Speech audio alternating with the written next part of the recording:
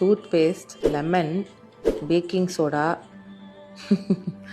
அப்புறம் ஹார்பிக்கு, கோலின்னு, லைசான்லாம் வந்துட்டு இன்க்ளூட் பண்ணிக்கோங்கன்னு சொல்லிட்டு சொல்லலாமா? தயவு செய்து இந்த மாதிரி டேன் ரிமூவ் பண்றேன்னு சொல்லிட்டு டிஐவைஸ்லாம் வந்துட்டு இந்த மாதிரிலாம் பண்ணி ஸ்கின்னை வேஸ்ட் பண்ணாதீங்க.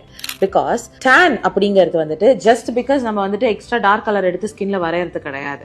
ஒரு சன் டேமேஜ் ஆகிறதுனால ஸ்கின் வந்துட்டு கலர் சேஞ்ச் ஆகி கொடுக்கறதுனால தான் டேன் அப்படிங்கிறது ஆகிறது. ஸோ இதுக்கு வந்துட்டு இந்த மாதிரி பிஹெச் டிஃபரன்ஸ் இருக்கிற இரிட்டேட்டிங் சப்ஸ்டன்சஸ்லாம் வந்துட்டு வீட்டில் நிறைய ஃப்ரீயா இருக்குன்னு சொல்லிட்டு எடுத்து அப்ளை பண்ணிட்டு நல்லா இருக்கிற ஸ்கின்னை எரியிற நெருப்புல எண்ணெயை ஊற்றி போடுற மாதிரி தயவு செய்து இந்த மாதிரி இரிட்டேட்டிங் சப்ஸ்டன்சஸ்லாம் ஸ்கின்ல போட்டு டேமேஜ் பண்ணாதீங்க. டேன் ஆகக்கூடாது அப்படின்னு நினைச்சீங்கன்னா ஓரளவுக்கு 90 to 95% ரிடக்ஷன் பண்றதுக்கு சன்ஸ்கிரீன் போட மறந்துடாதீங்க.